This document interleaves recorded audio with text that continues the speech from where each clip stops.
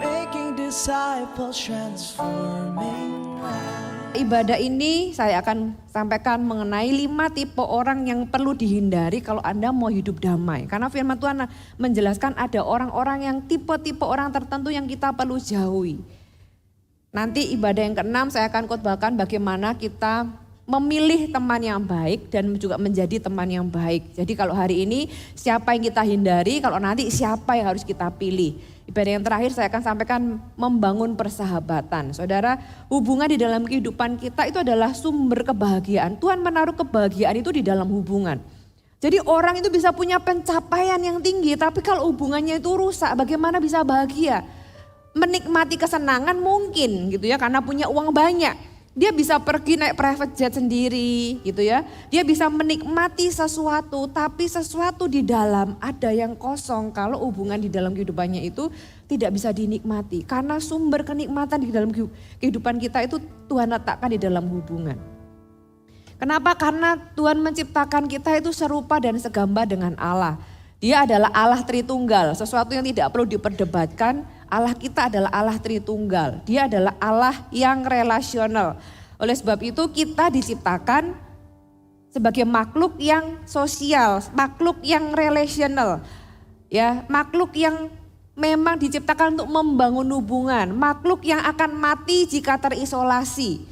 Makhluk yang akan sakit jika terisolasi, tapi kita menjadi makhluk yang akan sehat kalau kita punya teman-teman yang sehat, punya komunitas yang sehat. Tuhan tidak pernah menciptakan kita untuk sendiri dan menyendiri. Makanya firman Tuhan katakan tidak baik kalau manusia itu seorang diri saja.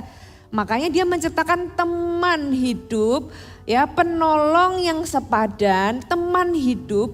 Karena Tuhan tahu tidak baik kalau kita ini alone. Kita tidak baik kalau kita sendiri. Kita butuh orang-orang di sekeliling kita. Tuhan tahu pentingnya punya teman. Pentingnya kita punya teman. Kita membutuhkan teman bukan hanya untuk kebahagiaan kita, tapi juga untuk kesehatan kita loh saudara. Karena penelitian menunjukkan bahwa semakin dikit teman yang kita miliki, semakin cepat pula kemungkinan kita cepat meninggal. Jadi teman itu memperpanjang umur kita loh saudara. Tapi teman seperti apa itu yang kita mau pelajari ya. Tidak sehat kalau kita tidak punya persahabatan yang sehat di dalam kehidupan kita. Saudara, kita butuh persahabatan yang sehat. Tuhan menciptakan kita untuk punya hubungan satu sama lain. Tapi gak bisa dipungkiri ya, ada hubungan-hubungan itu yang malah membuat kita sakit. Hubungan-hubungan yang membuat kita tambah capek. Ada orang yang bilang, oh tahu gini aku lebih baik gak kenal sama dia. Oh tahu gini aku lebih baik gak menikah sama dia. Saudara, Tuhan mau kita bisa menikmati hubungan yang ada di dalam kehidupan kita. Kalau Anda mau mendengarkan, Anda bisa dengarkan khotbah saya dari pagi tadi. Bagaimana kita itu bisa punya hubungan yang damai karena di dalam hubungan apapun ada konflik. Bagaimana kita bisa menyelesaikannya dengan lebih baik. Saudara, ada teman-teman itu juga punya level saudara ya. Ada teman itu yang dekat. Ada teman yang biasa, ada teman yang ya hanya menyapa kalau ketemu. Saudara, kita punya lingkar 1, lingkar 2, lingkar 3. Nah hubungan pertemanan yang dekat haruslah bukan karena kebetulan atau keadaan, tapi karena pilihan saudara. Teman harus kita pilih. Jadi teman dekat itu tidak terjadi karena kebetulan. Anda bisa kebetulan ketemu sama orang, tapi untuk menjadi teman dekat Anda itu adalah keputusan pribadi Anda. Anda bisa kebetulan ketemu sama orang, kemudian menjalin hubungan, maksudnya ketemu lagi mungkin di CG, di kerjaan, di bisnis, tetangga dan sebagainya. Itu bisa karena keadaan, tapi siapa yang boleh dekat dengan Anda itu tidak boleh ditentukan oleh keadaan, tapi oleh keputusan Anda secara pribadi. Kenapa? Karena faktanya semakin dekat seseorang dalam kehidupan Anda, ya, semakin besar dampaknya dalam kehidupan Anda. Baik itu yang baik maupun yang buruk. Amsal 13 ayat yang ke-20 saya bacakan. Siapa bergaul dengan orang bijak menjadi bijak. Tetapi siapa berteman dengan orang bebal menjadi malang. Jadi nasib Anda ditentukan oleh teman Anda loh. Orang yang bijak bergaul dengan orang bijak menjadi bijak. Tapi siapa bergaul atau berteman dengan orang bebal menjadi malang. Saudara ya, menjadi miserable, menjadi hidupnya menjadi enggak baik. Jadi kualitas hidup kita ditentukan oleh kualitas orang-orang yang ada sekeliling kita. Ya, orang-orang yang di sekeliling kita dikatakan kita bisa menjadi rata-rata dari 5 orang terdekat kita. Survei atau penelitian mengatakan demikian, saudara ya. Nah, selain kita itu memilih teman-teman yang baik, kita juga tahu siapa orang-orang yang harus kita hindari. Karena tadi dikatakan siapa berteman dengan orang bebal menjadi malang. Siapa sih yang mau jadi orang malang? Bukan kota Malang ya. Siapa sih orang yang mau miserable hidupnya? Nggak ada yang mau. Tapi kalau kita tidak memilih dengan benar dan kita salah pilih teman, maka resikonya adalah hidup kita, saudara. Bukan sekedar bisnis kita, tapi hidup kita. Oleh sebab itu, saudara, kita perlu punya teman-teman yang membangun, teman-teman yang mendukung gitu ya. Bukan teman-teman yang malah menguras atau high maintenance gitu ya. Yang menguras emosi kita, menguras uang kita gitu ya, menguras energi kita, gitu kan, menguras waktu kita gitu ya.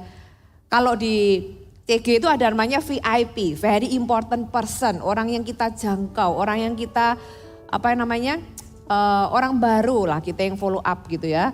Tapi kalau ini orang-orang yang menguras ini namanya very draining person gitu ya. Draining itu kayak menyedot, menghabiskan gitu ya. Kalau dekat sama orang ini saya habis pulang capek gitu saudara.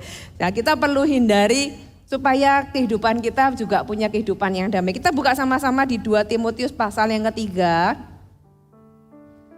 Ayat yang pertama sampai ayat yang kelima. Saudara, sebelum saya bacakan, saya ingat satu hal lagi. Tuhan Yesus ketika dia ada di muka bumi, dia mengasihi semua orang.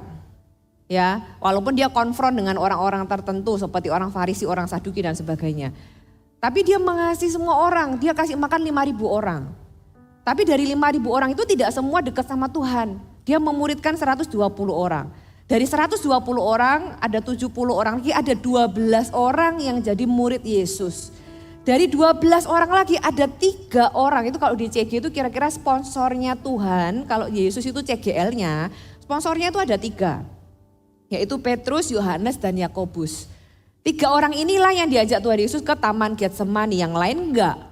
Ya, dia menyediakan waktunya, investasi waktunya, orang terdekatnya, bisa dibilang circle pertamanya Tuhan Yesus ya ada 3 orang ini. Di dalam kehidupan Anda, siapa orang terdekat Anda yang bisa mendukung Anda, yang mengasihi Anda apa adanya. Nah, jangan sampai orang-orang yang akan kita pelajari ini, orang-orang yang tipe yang kita perlu hindari ya. 2 Timotius 3 ayat pertama sampai ayat yang kelima. Ketahuilah bahwa pada hari-hari terakhir akan datang masa yang sukar. Manusia akan mencintai dirinya sendiri dan menjadi hamba uang. Mereka akan membual dan menyombongkan diri, mereka akan menjadi pemfitnah, mereka akan berontak terhadap orang tua dan tidak tahu berterima kasih, tidak mempedulikan agama, tidak tahu mengasihi, tidak mau berdamai, suka menjelekkan orang, tidak dapat mengekang diri, garang, tidak suka yang baik, semuanya negatif ya saudara ya. Suka mengkhianat, tidak berpikir panjang, berlagak tahu, lebih menuruti hawa nafsu daripada menuruti Allah. Secara lahiriah, perhatikan, secara lahiriah berarti secara fisik mereka menjalankan ibadah mereka. Berarti dia ada di mana saudara? Berarti mereka ada di mana saudara? Di rumah ibadah saudara. Bukan orang luar yang gak ke gereja loh ini. Secara lahiriah mereka menjalankan ibadah mereka. Tetapi pada hakikatnya mereka memungkiri kekuatannya. Kalimat yang terakhir, jauhilah mereka itu. Berarti ada tipe orang-orang yang kita perlu jauhi. Kenapa? Karena yang seperti dibilang tadi, siapa bergaul dengan siapa akan menjadi seperti itu. Firman Tuhan juga di ayat yang lain dikatakan pergaulan yang buruk merusak kebiasaan yang baik. Kita mulai dengan yang pertama. Siapa orang yang kita hindari? Yang pertama adalah orang yang suka berdebat. Kenapa saya bilang suka berdebat? Orang yang membual, menyombongkan diri, memfitnah, ya itu semua itu. Suka berdebat. Ya orang yang suka mendebat Anda, jangan jadi teman terdekat Anda. Bukan berarti Anda menjauhinya, membencinya, tidak membenci. Menjauhi, berarti jangan ada di lingkaran pertama. Dia boleh ada di lingkaran ketiga, keempat, tapi tidak di lingkaran pertama. Jadi ini bukan tentang membenci, karena saya atau firman Tuhan tidak pernah mengajari kita untuk membenci, tapi menjaga diri. Firman Allah katakan jauhi mereka itu, orang-orang yang suka berdebat. Amsal 20 ayat yang ketiga. Amsal 20 ayat yang ketiga dikatakan, terhormatlah seseorang jika ia menjauhi perbantahan. Tetapi setiap orang bodoh membiarkan amarahnya meledak. Oke, ini pedang bermata dua. Kalau kita tidak boleh memilih atau kita perlu menjauhi orang-orang yang demikian, pedang bermata duanya adalah jangan jadi orang yang demikian. Jangan jadi orang itu yang suka berdebat. Saya tanya sih, saya tuh sebenarnya pengen tanya sama orang yang suka berdebat itu nyari apa sih? Nyari perhatian kah? Atau cari merasa puas karena menang debat? Atau apa sebenarnya? Tidak ada yang bisa dinikmati dari sebuah perdebatan. Jangan ngeladeni orang yang suka berdebat. Kalau hari ini Anda adalah orang yang suka berdebat, bertobat. Karena Tuhan gak suka dengan perbantahan. Atau orang yang gak pernah mau ngalah. Bahkan kalau Anda misalnya menang debat sama orang yang suka berdebat, percayalah mereka gak akan mau submit sama Anda. Mereka gak akan mau ngalah. Karena debat itu kadang-kadang bukan tentang konten, tapi tentang ego. Jadi saudara jangan atau jauhi orang yang suka berdebat. Ya, suka konflik, suka bertengkar gitu ya. Sepertinya mereka gak bisa hidup kalau gak berkelahi gitu kira-kira ya. Kayaknya lebih banyak berkelahi daripada nafasnya gitu ya. Karena mereka gak bisa hidup kalau enggak kayak ada yang diajak berantem.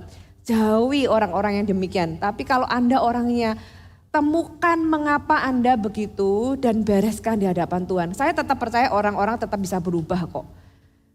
Tapi kalau itu Anda yang harus memilih siapa yang ada di sekeliling Anda, jangan pilih orang seperti ini ya.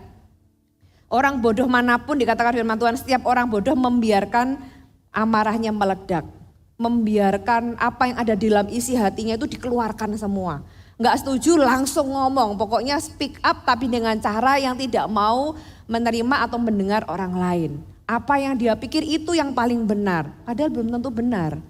Walaupun dia kalah debat, tetap gak mau mengakui atau gak mau mengikuti apa yang menang. Karena memang dia cuma suka berdebat. Saudara, jauhi orang seperti itu. Ya, kalau ada orang yang berantem di kantor Anda, jangan ikut-ikutan. Saya juga berkata kepada jemaat Tuhan, jangan suka terlibat di dalam perdebatan yang tidak perlu. Firman Tuhan katakan di Timotius, hindari soal yang dicari-cari, yang bodoh dan yang tidak perlu. Perdebatan yang tidak ada ujungnya, perdebatan yang gak ada manfaatnya. Di luar sana mau orang bilang perdebatan apa yang ada di dalam rumah Tuhan, ajaran-ajaran yang ada. Kita yang penting menghidupi apa yang kita percayai, sudah jadilah teladan. Mau mereka gak setuju ya silahkan aja. Tapi tidak mengubah apa yang kita percayai karena kita tahu apa yang kita hidupi itu ada sebuah kebenaran yang kita menikmati manfaat atau berkat di dalamnya. Ya jadi yang pertama, jauhi orang yang suka berdebat. Yang kedua, jauhi orang yang suka gosip, ya fitnah gitu kan. Apalagi suka menjelekkan orang dikatakan firman Tuhan, suka menjelekkan orang. Kemudian tidak suka yang baik, suka mengkiara, suka gosip. Gosip itu kan betray ya, maksudnya gosip itu kan melukai orang lain. Tahukah Anda bahwa Tuhan itu membenci gosip? Tuhan itu gak suka dengan gosip. Gosip itu bersifat merusak saudara. Gosip itu kalau digosok makin sip, ya kan? Kenapa? Tambah ngobrol, tambah seru. Kenapa? Di balik gosip tahu nggak? Gosip itu bilang ini loh, aku lebih baik karena yang kita gosipin itu sesuatu yang lebih buruk. Kita bisa merasa lebih baik, feeling kita enak ketika kita gosip. Kenapa? Karena kita ngomongin orang lain. Dan biasanya ngomongin kejelekannya, ya kan? Jarang kan kita ngomongin kebaikannya orang lain, karena apa? Membuat kita merasa buruk. Tapi kalau kita ngomongin keburukan orang lain, perasaan yang muncul apa? Kita merasa lebih baik. Ya itu namanya menipu diri sendiri sebenarnya. Tapi orang gosip itu seru, karena feelingnya itu enak.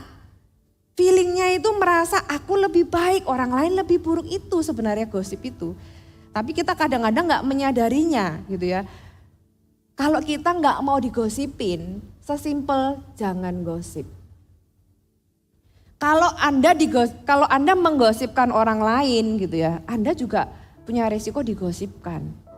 Saudara, dan Tuhan nggak suka gosip. Amsal 20 ayat yang ke-19. Siapa mengumpat membuka rahasia, sebab itu janganlah engkau bergaul dengan orang yang bocor mulut. Jelas banget loh firman Tuhan katakan. Siapa mengumpat membuka rahasia. Ya, hal yang paling rohani nih kalau buat gosip itu apa? Tak kasih tahu ya supaya kamu bisa doain orang ini. Ya kan? Ujungnya ngasih tahu. Ujungnya tuh awalnya sih prolognya supaya bisa didoain, padahal tujuannya supaya ngasih tahu. Ya kan? Supaya gosip. Firman Tuhan katakan jangan bergaul dengan orang yang bocor mulut. Mulutnya itu nggak bisa diem, tahu sesuatu nggak ada hubungannya dicerita-ceritain padahal belum tentu benar.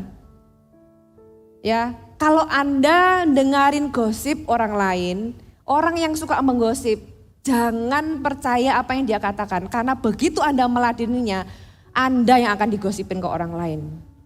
Jadi kalau Anda bergaul dengan orang yang suka menggosip, yang pertama Anda juga akan jadi penggosip. Yang kedua, Anda akan digosipin. Jadi nggak ada manfaatnya. Ya, belajarlah untuk bisa menjadi orang yang bisa dipercaya. Belajarlah untuk bisa menjaga rahasia atau tanda kutip keburukan orang lain nggak perlu diceritakan. Kalau itu sesuatu yang Anda perlu bereskan, tapi tidak perlu diceritakan. Karena firman Tuhan katakan kita tidak boleh bocor mulut dan jangan bergaul dengan orang yang bocor mulut. Ada ayat lagi, saya bacakan Amsal 18 ayat yang ke-8. Perkataan pefitnah seperti sedap-sedapan yang masuk ke lubuk hati. Nah ini seperti yang saya bilang tadi, orang kalau sama-sama gosip itu seru. Seperti sedap-sedapan, kayak makan manisan. Karena rasanya seger, ya rasanya enak gitu. Kalau gosip itu rasanya enak seperti yang saya bilang tadi. Rasanya kita lebih baik dari orang yang kita gosipin. Saudara, tapi Tuhan gak suka karena menggosip itu mengkhianati orang lain. Makanya firman Tuhan katakan orang yang mencintai dirinya sendiri itu suka mengkhianat. Jauhi orang yang bocor mulut. Amsal 17 ayat yang keempat. Orang yang berbuat jahat memperhatikan bibir jahat. Seorang pendusta memberi telinga kepada lidah yang mencelakakan. Perhatikan kepada siapa kita ngobrol. Orang seperti apa yang kita ajak ngobrol ya, supaya Anda juga bisa menjaga diri, supaya Anda tidak menjadi seperti mereka atau Anda menjadi korbannya mereka. Yang ketiga, siapa orang yang perlu kita hindari untuk menjadi orang ada di circle atau lingkaran pertama hidup kita. Yang ketiga, orang yang mulutnya terlalu manis. Kalau pernah nggak saudara, orang itu memuji-muji gitu ya, terlalu manis gitu, pernah? Jangan jadi orang yang kayak gitu. Sekali lagi ini pedang bermata dua. Jangan bergaul dengan erat dengan orang seperti itu dan jangan jadi orang yang demikian. Sanjungan ya yang terlalu berlebihan seperti menjilat orang lain, mencium atasan di tempat kerja, tapi di belakang ngomongin buruk.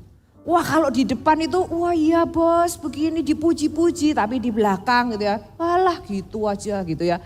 Dan sebagainya. Saudara jangan jadi orang yang seperti itu namanya bermuka dua. Dan gak tulus. Amsal 29 ayat yang kelima. Orang yang menjilat sesamanya membentangkan jerat di depan kakinya. Ya, sanjungan itu seringkali kayak jebakan, saudara. Kalau orang itu suka menyanjung-nyanjung terlalu manis, itu malah Anda harusnya curiga, jangan GR. Jangan terlalu GR. Anda harus jadi orang yang bisa membedakan mana pujian yang tulus, mana pujian yang tidak tulus. Sehingga Anda tidak terjebak dalam hubungan dengan orang yang salah. Ya, gula aja ada gula yang baik, ada gula yang nggak baik, saudara. Ya, pujian kalau pujian yang tulus itu baik buat jiwa kita. Bukan berarti kita itu berarti nggak mau dipuji gitu ya, nggak apa-apa. Kalau itu tulus. Tapi kalau orang itu terlalu manis, pasti ada sesuatu, pasti ada udang di balik batu. Orang yang terlalu manis. Amsal 27 ayat yang ke-6. Seorang kawan memukul dengan maksud baik, tetapi seorang lawan mencium secara berlimpah-limpah. Jadi Anda jangan GR dulu kalau ada orang itu yang terlalu manis. Dia bukan kawan, kata firman Tuhan, dia lawan, saudara. Kalau kawan itu dia jujur, firman Tuhan katakan kalau seorang kawan itu memukul dengan maksud baik. Dia gak takut kehilangan Anda dengan maksud baik. Tapi seorang lawan, dia mencium dengan berlimpah-limpah, menyanjung berlebihan, saudara. Hindari orang yang terlalu manis. Anda perlu curiga, kalau orang itu terlalu, ya saya bilang, bukan berarti semua pujian itu salah. Tapi saya berdoa Anda punya discernment atau punya kepekaan untuk bisa membedakan. Karena ini juga applicable di dalam Anda membangun bisnis, Anda bekerja sama dengan orang lain, gitu ya. Anda membangun hubungan. Berapa banyak orang yang jatuh ke jerat atau jebakan gitu ya, playboy. Orang playboy itu atau orang yang suka bermain perempuan atau sebaliknya. Gimana sih cara menjeratnya? Ya mulut manis, saudara. Apalagi kalau perempuan, kita ini kan kelemahannya di telinga. Ya kan? Mulut manis akhirnya jatuh. Nah, saudara, Anda perlu bisa membedakan. Kalau orang itu terlalu manis, itu malah Anda harusnya curiga. Dan jangan biarkan mereka ada di lingkaran pertama. Karena itu akan membutakan Anda, akan membuat Anda tidak jelas. Anda akan dibisikin sama orang yang tidak tulus. Karena orang yang terlalu manis itu adalah orang yang gak tulus. Amsal pasal yang ke-26. Ayat yang ke-23 sampai ayat yang ke-25. Seperti pecahan periuk, bersalutkan perak kelihatannya wow, ya kan? Karena silver, padahal dalamnya itu cuma gerabah atau tanah liat. Demikianlah bibir manis dengan hati jahat. Si pembenci berpura-pura dengan bibirnya, tetapi dalam hati dikandungnya tipu daya. Kalau ia ramah, janganlah percaya padanya karena 7 kekejian ada di dalam hatinya. Saya berdoa supaya hati Anda diberikan kepekaan dan kejelasan sama Tuhan untuk bisa tahu nih orang yang serigala berbulu domba, benar. Serigala berbulu domba. Kelihatannya domba tapi dalamnya serigala. Kelihatannya perak, ya kan? Silau, manis, bagus. Tapi dalamnya ternyata bukan perak asli, tanah liat itu cuma apa? Sepuhan doang gitu ya ternyata peraknya itu. Ya, demikianlah bibir manis dengan hati jahat. Kalau orang terlalu manis, hatinya belum tentu semanis bibirnya. Jadi Anda perlu menjauhi orang-orang yang tidak tulus dalam kehidupan Anda. Saya berdoa Tuhan menjagai hidup Anda dari orang-orang yang demikian, katakan amin. Demikian juga sebaliknya, jangan jadi orang yang demikian. Jangan jadi orang yang mulutnya terlalu manis dengan hati yang jahat. Tuhan melihat hati, orang lain bisa kita tipu, tapi Tuhan gak bisa tipu. Dan Tuhan itu akan menolong orang-orang yang jujur, tapi Tuhan berperkara sama orang yang hatinya penipu. Ya, yang keempat, siapa orang yang perlu kita hindari? Orang yang tidak dapat mengekang diri, kata firman Tuhan. Orang yang temperamen, nah, bukan berarti orang itu nggak boleh marah, bukan. Tapi orang yang tidak bisa mengekang diri, kata firman Tuhan, di Timotius tadi tidak dapat mengekang diri, garang, tidak suka yang baik, ya itu saudara. Tidak mau berdamai, ya itu adalah orang-orang yang temperamen, mudah marah, tidak bisa mengendalikan emosi, tidak bisa mengendalikan temperamen gitu kan. Jadi dia bisa meledak kapanpun dia mau. Amsal pasal yang ke-22 ayat yang ke-24 sampai 25. Jangan berteman dengan orang yang ngelekas gusar, firman Tuhan. Jangan bergaul dengan seorang pemarah, jelas banget, sudah gak pakai perumpamaan.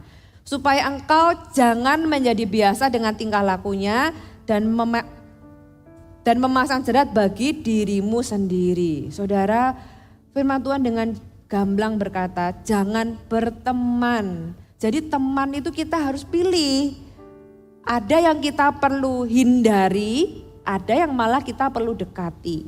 Nah, yang salah satu yang kita perlu hindari adalah orang yang lekas gusar, orang yang gampang tersinggung, orang yang gak bisa menguasai diri, orang yang temperamen, orang yang dikit-dikit marah. Hubungan macam apa coba yang dibangun? Anda mau punya sahabat yang setiap kali ketemu berantem, setiap kali ketemu Anda kena marah gitu ya. Kalau Anda punya isu di dalam kemarahan, bereskan di hadapan Tuhan. Kalau enggak Anda akan sulit punya teman. Saudara, Anda perlu bereskan isu kemarahan di dalam hati Anda. Apakah mungkin itu karena trauma, ada kemarahan yang Anda nggak bisa lampiaskan. Mungkin Anda marah sama orang tua Anda gitu ya. Kadang-kadang ya ada anak kecil itu yang punya kemarahan yang nggak bisa dia lampiaskan karena dia marah sama orang tuanya. Entah orang tuanya itu bercerai, dia nggak bisa marah, anak kecil itu kan dipaksa mengerti kan. Kalau dia boleh marah, dia mungkin marah sama orang tuanya. Ada anak kecil yang bertumbuh dewasa dengan kemarahan karena mungkin waktu kecil sering dipukuli sama orang tuanya. Dia masih kecil, gak bisa berbuat apa-apa. Adakah orang-orang yang demikian di ruangan ini? Tuhan mengasihimu dan Tuhan mau Anda membereskannya. Tuhan gak mau itu terus tinggal di dalam hatimu. Saya percaya gak kebetulan Tuhan kasih firman Tuhan ini untuk Anda di jam ini. Ada orang-orang yang engkau punya isu kemarahan yang Anda tahu Anda marah, tapi Anda konflik batin. Harusnya aku gak boleh marah, tapi Anda gak bisa menyangkali bahwa Anda marah. Dan itu membuat Anda menjadi seorang pemarah. Jadi disenggol sedikit meledak, disenggol sedikit meledak. Di dalam hadirat Tuhan, saya mau berkata Tuhan mengasihimu, Tuhan mau memulihkanmu, Tuhan mau berdamai dengan masa lalumu. Ya, Anda mungkin kalau perlu luapkan di hadapan Tuhan. Bereskan itu, lepaskan pengampunan. Kalau Anda mau teriak, teriaklah di hadapan Tuhan. Marah semarah-marahnya, aku marah Tuhan karena orang tuaku begini-begini, karena begitu, begini-begitu. Saudara, lepaskan itu. Tapi Anda perlu bereskan, jangan disimpan terus. Karena waktu tidak membereskan kemarahan Anda. Waktu tidak membereskannya. Itulah kenapa Anda punya hubungan selalu gagal. Itulah kenapa Anda membangun hubungan selalu Anda ditinggalkan. Karena ada sesuatu yang belum beres dalam dirimu yang membuat engkau menjadi seorang pemarah. Saudara, kita perlu bereskan itu. Tapi kita yang tahu, saudara, that's why orang itu meninggalkanmu. Karena gak ada orang yang mau berteman dekat dengan seorang pemarah.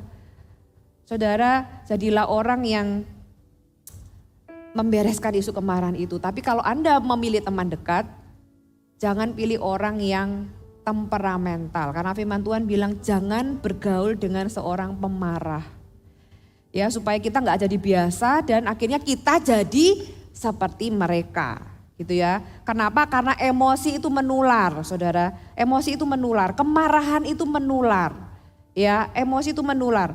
Jadi jagai diri Anda aja, kita aja nih kena ada COVID-19, kita kan jaga diri supaya nggak ketularan kan.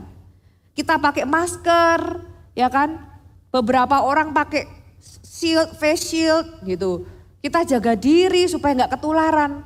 Firman Allah katakan kemarahan atau emosi negatif itu bisa menular. Jadi kita juga harus menjaga diri. Yang terakhir, siapa yang kita harus jauhi adalah orang Kristen yang terus jatuh di dosa seksual. Orang Kristen yang terus jatuh di dosa seksual. 2 Timotius pasal yang ketiga, kita lanjutkan ayat yang ke-6 dan yang ke-7.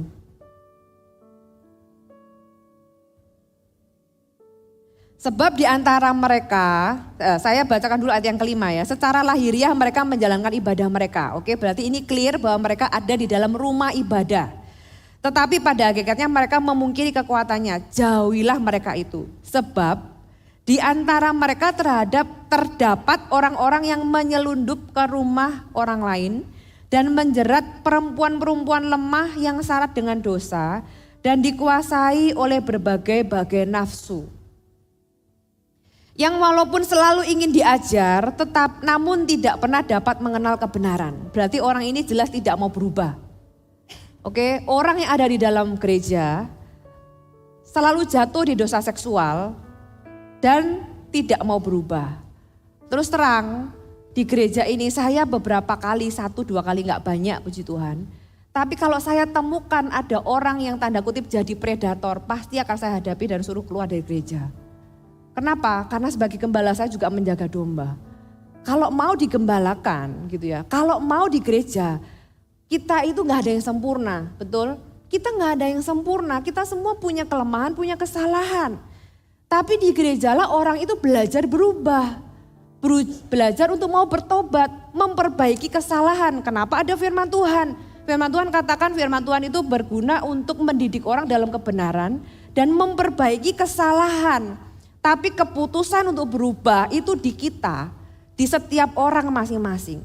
Kalau ada orang yang entah dengan orientasi seksual yang menyimpang ataupun yang lurus, sama aja lah, namanya dosa tetap dosa. Ya. Tapi jadi predator, tanda kutip mendekati orang, di CG misalnya ya, mendekati dan sampai kita mencium yang seperti itu pasti akan kita dealing. Karena kita nggak mau ada orang-orang yang nggak bertobat malah jadi predator di dalam gereja, apapun bentuknya. Saudara, firman Tuhan katakan ada orang-orang yang di antara mereka menyelundup. Pasti modus gitu ya, modus dengan cara mendekati, kadang pindah CG dari satu CG ke CG yang lain.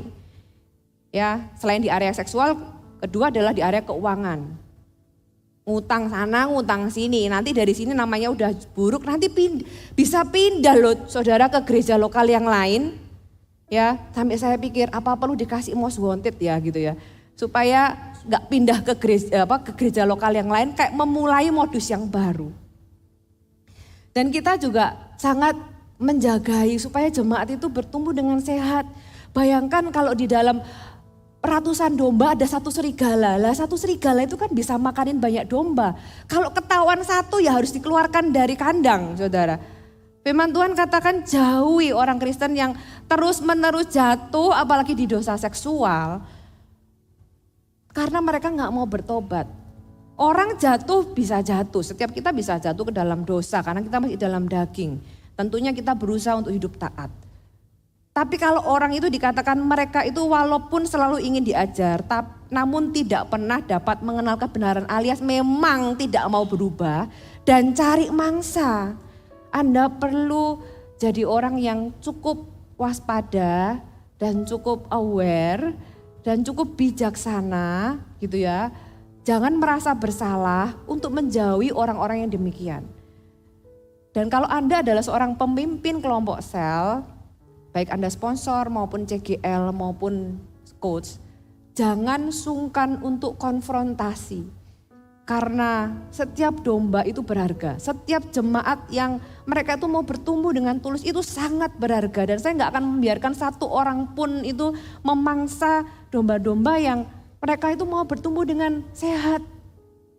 Jadi kalau Anda adalah seorang pemimpin, Anda harus berani konfrontasi. Kalau dia tetap gak mau berubah, Anda bisa suruh tinggalkan tempat ini. Karena firman Allah jelas kok berkata, walaupun mereka ada di dalam, tapi mereka itu bukannya bertumbuh bersama, ya kan? Tapi mereka menyelundup untuk mencari mangsa. Dan kita jangan jadi orang yang naif, wah di gereja semuanya malaikat. Enggak saudara ya, enggak, kita masih manusia gitu ya. Dan manusia itu ada yang tulus mau bertumbuh sama Tuhan, ada yang benar-benar bebal, gak mau dikasih tahu dan gak mau bertobat. Tentunya kita tidak membenci mereka, tidak, Tuhan gak pernah suruh kita membenci. Tapi kita memberi jarak. Ya, apalagi kalau ada di dalam kawanan domba. Jangan sampai mereka juga ada di dalam lingkungan Anda. Sekali lagi, siapa yang ada di sekeliling kita, Anda akan menjadi seperti 5 orang terdekat Anda. Ya, pastikan orang-orang yang terdekat Anda adalah orang-orang yang cinta Tuhan, orang-orang yang mendukung Anda secara rohani, orang-orang yang setia baik suka maupun duka. Bukan cuma waktu Anda punya apa-apa, tapi ketika Anda gak punya apa-apa pun mereka tetap ada bersama dengan Anda. Jadi orang-orang yang memberikan perhatian, saya berdoa. Kalau tadi kita belajar siapa orang-orang yang perlu kita jauhi, perlu kita hindari. Saya berdoa Tuhan kirimkan teman-teman yang tulus, sahabat-sahabat sejati yang mendukung, membangun, mensupport Anda. Sehingga di dalam perjalanan Anda mengiring Tuhan, Anda bisa mengalami kepuasan batin. Karena saya percaya Tuhan menciptakan kita sebagai makhluk yang relasional. Ya, ketika kita ketemu dengan orang-orang yang tepat, orang-orang yang baik, maka Tuhan juga memberikan kepuasan di dalamnya. Amin. Saya undang kita semua bagi berdiri. 5 tipe orang yang perlu kita hindari, tapi juga 5 tipe orang yang kita nggak boleh jadi. Ya, yang pertama orang yang suka berdebat, hindarilah perdebatan. Terserahlah orang mau ngomong apa di luar, nggak usah ikut-ikutan berdebat. Di sosial media dimanapun sudah nggak usah forward, apalagi hal-hal yang jadi perdebatan. Udah biarin mereka berdebat di luar sana, tapi nggak usah ikut-ikutan. Ya, jangan jadi orang yang suka berdebat. Jauhi juga orang yang suka berdebat. Jauhi orang yang suka gosip. Kita juga nggak boleh jadi orang yang suka gosip. Walaupun waktu gosip rasanya enak, kata firman Tuhan kayak sedap-sedapan, kita merasa lebih baik, tapi itu menipu diri sendiri. Kalau kita berteman dengan orang yang suka gosip, kita bisa jadi penggosip dan kita bisa digosipin. Ya, yang ketiga, orang yang mulutnya terlalu manis. Orang itu nggak tulus. Jangan bergaul dekat dengan orang yang nggak tulus. Karena Anda akan blur, Anda akan nggak jelas lihat kehidupan ini.